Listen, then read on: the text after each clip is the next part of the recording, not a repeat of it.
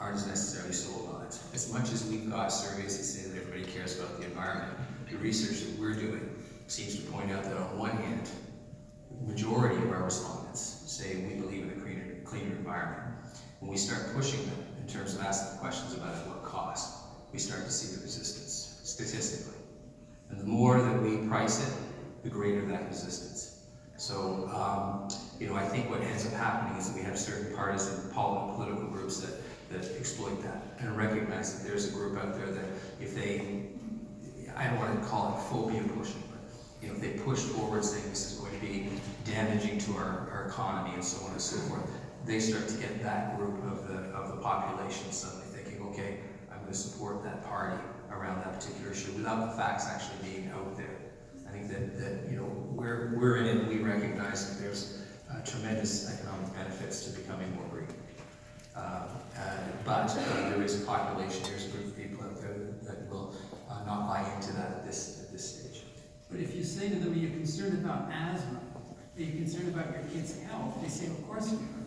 Well, when you face that cold, and Jack knows this better than anyone, you're helping to reduce the number of asthma attacks that our kids suffer and that our seniors suffer. So if we put it in that frame, there's a lot of buy-in, I would argue. And yet, you talk to people out there and you ask them how they got there. I mean, I could ask individuals in this room here, how did you get here? And you start to find out that we're still, driving cars. Be interesting to see. Yeah. How many individuals took transit today? See? But again, we would be preaching to the converted, right? But I'll tell you something. I mean, I came in from Hamilton today. I take the GO. I did drive the 15 minutes from Lancaster to Aldershot because the transportation is so shoddy. And then I get on the GO, not bad when you're coming this way, this time of the day, okay? But then I hit Union Station. And for those of you who are students here, you know what it's like. And this goes back, we'll talk about it in a second, but the importance of we talk about economic growth. The economic growth is investing in clean transit, which we're not willing to do. We're not being able to, and I think in some ways the politicians, the Conservatives, Doug Ford and his group, they wanted to get in. And one of the ways of getting in was basically to tell people that, the cap and trade program, just as one element of their platform, cap and trade is expensive and it's not working, and we're going to get rid of that, and we're going to fight against carbon taxes because we want to put money back into the pockets of people. Well, I can tell you, if you're in Union Station and you're stuck waiting for 5 subways, to go by, and you figured out the cost of your time, the economic loss associated with that would certainly outpace the money that you think you're putting back in your pocket because of canceling a carbon tax or carbon cap and trade program. Thank you. For question 3, climate change mitigation is the process of reducing the flow of heat-trapping greenhouse gases into the atmosphere, preventing further change. Climate change adaptation involves adjusting to the actual or expected future climate. Is the current policy paradigm shifting from one of climate change prevention to one that also includes climate change adaptation?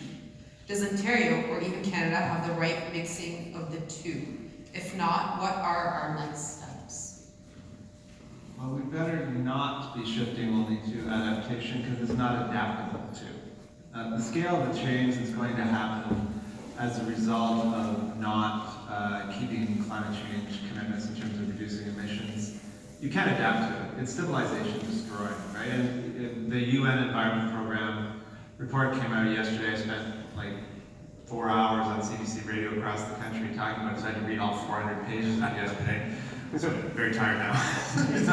But it's, they talk about the broad scale of the impacts. This isn't about, and Gideon was talking about this, this isn't about it getting warmer or sea levels rising a few meters on coastal cities. This is about massive ocean acidification that for sure is going to wipe out all the coral reefs in the world. Deprive 20% of the population of most of their main source of protein as the fisheries collapse.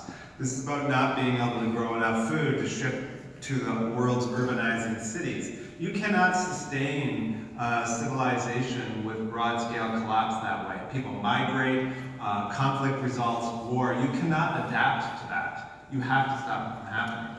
That said, we do, even if we act today, some change is going to occur. And when we're making investments around building a new subway line, or where we're going to put our subdivisions, or how much land we're going to cover in concrete versus leave naturally, we have to recognize that we're going to have more rainfall events, we're going to have more heat, and design our systems appropriately to try and mitigate for some level of change when you're building out your cities, building out planning for farming, etc. But the idea of focusing on just getting used to the change, which I have actually heard people talk about, is ridiculous. It's not possible, and focusing on that at the expense of reducing emissions and converting our economy to a clean energy one doesn't make any sense.